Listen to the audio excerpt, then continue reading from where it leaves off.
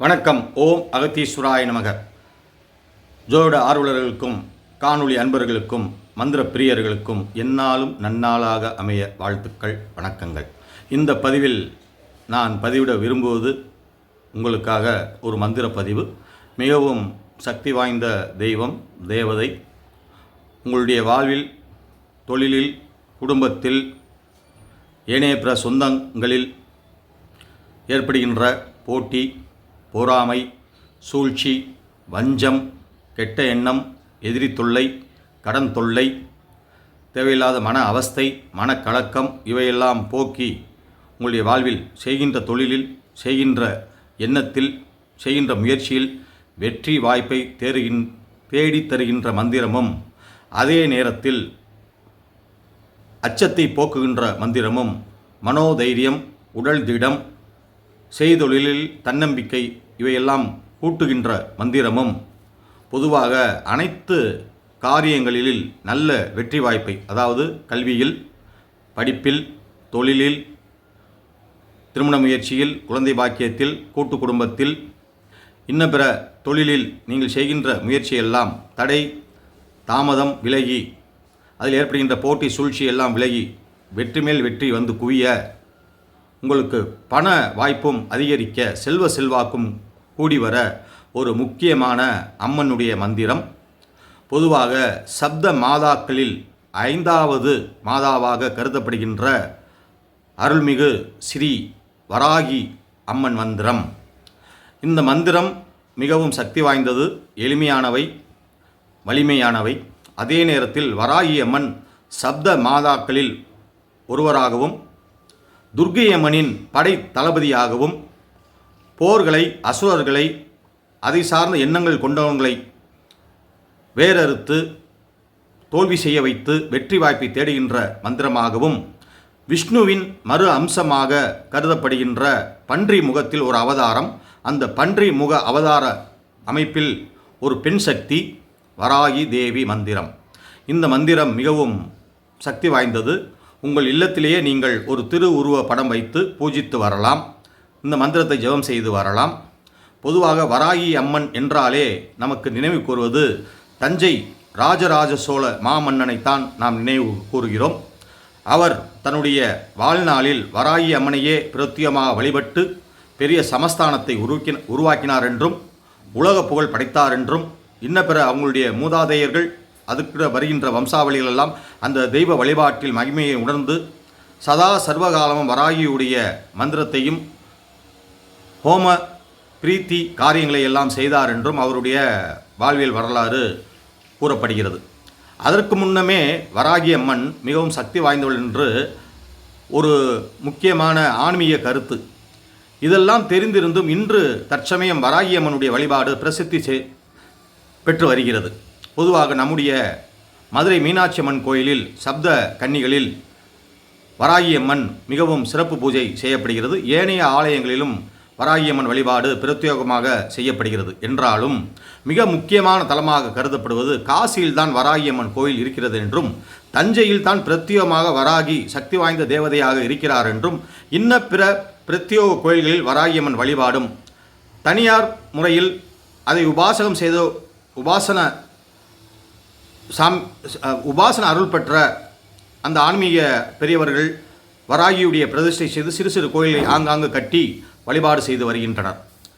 நாம் அங்கெல்லாம் செல்ல இயலாது என்ற ஒரு காரணத்தால் குடும்பத்திலிருந்தே ஒரு திருவுருவ படம் வைத்து, வராகியம்மன் திருவுருவ படம் வைத்து நெய் தீபம் ஏற்றி கற்கண்டு பால் நெய்வேத்தியம் செய்யலாம், அல்லது ஏதேனும் இனிப்பு பழங்கள் வைத்து பூஜித்து வரலாம். பொதுவாக வராகி அம்மன் பஞ்சமி திதி, வளர்பிறை பஞ்சமி திதியில் வழிபாடு செய்வது விசேஷ பலனை தரும் என்று இந்த நூலாய்வு கூறுகிறது. தேவி பாகவதம், தேவி புராணம் என்றாம் அதனுடைய தேவியுடைய மகா மகிமையை சொல்லி வரும் பொழுது பஞ்சமி திதியில் வராகி அம்மனை வழிபடுவதும், ஏனைய பெண் தெய்வத்தை வழிபடுவதும், பௌர்ணமி காலங்களில் வழிபடுவதும், அமாவாசை காலங்களில் வழிபடுவதும் மிகவும் உச்சிதமான நற்பலனை தரும் என்பதால் இந்த முக்கியமான வராகி மந்திரத்தை இதில் நான் பதிவிட விரும்புகிறேன்.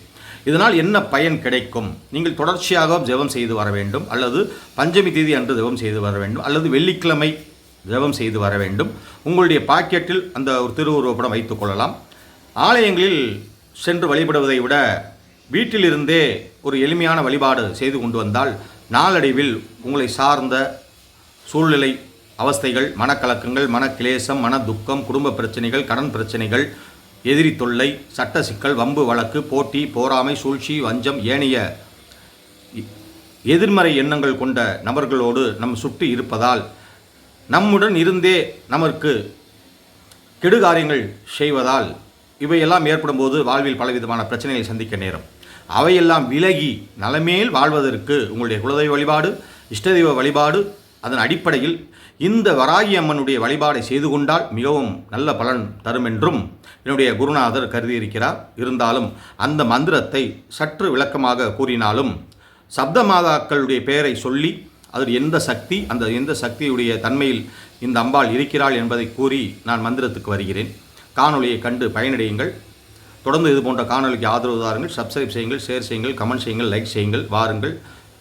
அம்பாளுடைய பெருமை: பிரம்மன் சக்தியாக பிராமிகி தேவியும், மகேஸ்வரன் சக்தியாக மகேஸ்வரி தேவியும், வைஷ்ணவி சக்தியாக அதாவது மகாவிஷ்ணு சக்தியாக வைஷ்ணவி தேவியும், கௌமார சக்தி முருகன் சக்தியாக கௌமாரி தேவியும், யமன் சக்தியாகவும் கால பைரவர் சக்தியாகவும் விஷ்ணுவின் மறு அம்சமாக கருதப்படுகின்ற வராக பெருமானுடைய சக்தியாகவும், பொதுவாக பைரவருடைய சக்தியாகவே இதை கருதி கொள்ள வேண்டும், வராகி அம்மன் சக்தியாகவும், படைத்தளபதி என்ற மேன்மையான ரஜோகுணம் கொண்ட சக்தியாகவும், இந்திரன் சக்தியாக இந்திராணியும், சண்ட பைரவர் சக்தியாக சாமுண்டியும் சப்த மாதாக்களில் அம்சமாகும். பராசக்தி, ராஜராஜேஸ்வரி அம்பாள் ஸ்ரீ லலிதாம்பிகாயுடைய 7 சப்த கன்னியில் வராகியம்மன் படைத்தளபதி ஆவாள். அவளுடைய மந்திரத்தை நான் இதில் படிக்கிறேன். பிரியமோடு கேளுங்கள். படிக்கும் பொழுதே உங்களுக்கு மனனமாகிவிடும். தொடர்ச்சியாக இது போன்ற வழிபாடு மேன்மையையும் பக்தி மேன்மையும் ஏற்றுக்கொள்வது நன்மை தரும் என்பது கூறி, இந்த வராகியம்மன் திருவருள் உங்களுக்கு அனைவருக்கும் கிடைத்து குடும்பத்தில் எல்லா வளமும் நலமும் பெற்று வாழ வாழ்த்தி அந்த வராகியம்மனை வணங்கி இந்த மந்திரத்தை பதிவிடுகிறேன். ஓம் ஸ்ரீ வராகி தேவியை நமக.